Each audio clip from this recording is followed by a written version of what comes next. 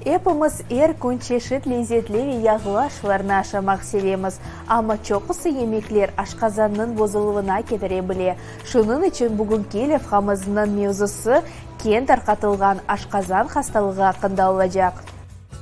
Күн біз чешет ашларны ашап, ашқазанымыз рассызылағанымен қаршылашамыз. Ашқазанның кен дарқалған хасталықларына гастрит кіре. Бұтын мемлекетлерде бұл хасталықтан инсанларның 60% чекіше. Чоқ ұсы алларда гастритның себебі ашта олған бактериялардыр. Шымдыки заманымызда гастрит тек бүйклерде де гілді, балаларда да раст келе. Хасталық пейда олмасының esas себеплері bu стресс, doğru olmagan aşlar, vaqtında aşamaması ve mahsulatlarga аллергиядыр. Гастрит olganını nasıl bilmek mümkün? Bu haqda mutaxassislarımız айтып бережек. Первым симптомом, который вообще приводит обычно пациентов к врачу, это болевой синдром. Если мы говорим про гастрит и симптомы диспепсии, которые ему сопутствуют, это чаще всего будут боли в эпигастральной или подложечной области, как более понятно пациентам. А также сопутствующие симптомы диспепсии, такие как тошнота, рвота, возможно, изжога, отрыжка. Многих беспокоит белый налет на языке, который тоже часто свидетельствует о проблемах с желудком. Также может быть неприятный запах изо рта, который часто бывает при инфицировании бактерией Helicobacter pylori.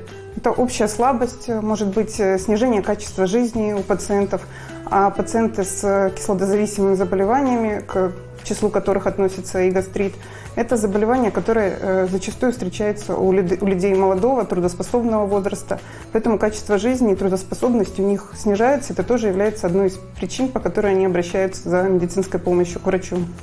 Егер инсан гастрит хасталығындан азып чексе, ona ekşi yemişler ve meyvelерінің aşamasından vazgeçmek gerektir. Meyvelerden yüzüm, karpuz, limon ve fırında pişken almalarını aşamak mümkün. Ama en faydalı yemişlerden biri nardır. O, uzvetimizin ekşigliğini azlaştıra. Buna bakmadan, eğer insan gastrit hastalığından çekişse, en esası bu diyetadır. Питание должно быть дробным, то есть пациент должен питаться часто, дробно, небольшими порциями.